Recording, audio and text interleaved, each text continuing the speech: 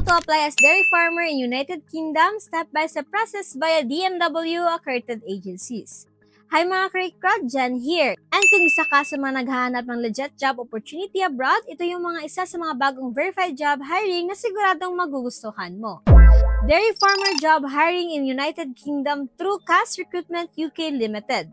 Pero teka lang, bago ka magpadala ng requirements, panoorin mo muna to kasi pag-uusapan natin ano ang qualifications at saan ka mag-apply. So, ayon sa latest verified job post sa poa.jobs.ph, may opening ngayon for dairy farmer bound to United Kingdom under CAS Recruitment UK Limited.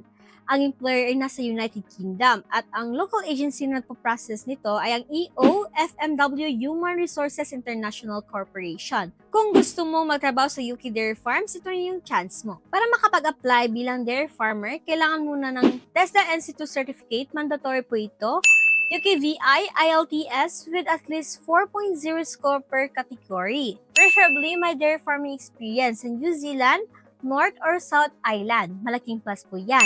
At syempre, physically fit and willing magtrabaho sa farm environment. Ang maganda pa rito, fast deployment daw para sa mga applicant na may ready IELTS result. Okay, for job requirements, kung ready ka na mag-apply, ihanda mo na mga sumusunod. Detailed resume, certificate of employment, schools credential, training certificate, COVID-19 vaccination certificate, registration copy from DMW, POS copy, passport copy. So, where to apply? For walk-in applicants are encouraged na pumunta lang sa EOFMW Human Resources International Corporation. Siguraduhin lang na updated ang resume mo at dala mo yung lahat ng requirement. Now, madalas yung siguro naririnig ang term na for manpower pooling only sa mga job posting. Ano yung ibig sabihin nito? Ang manpower pooling ay recruitment stage pa lang. Ibig sabihin, nagkukulik lang ng qualified applicants ang agency habang naghihintay pa nila ang approve sa job order mula sa DMW. Wala pa itong siguraduhan na immediate deployment, pero magandang opportunity na to para mauna ka sa shortlist pag na-approve na ang job order. Then, if ever kapag may approved job order ka na, ibig sabihin, verified na ng DMW ang employer at job offer.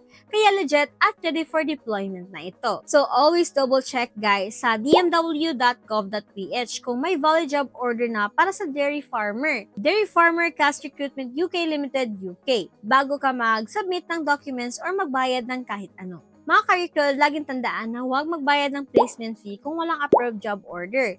Laging i-verify ang agency sa DMW official website.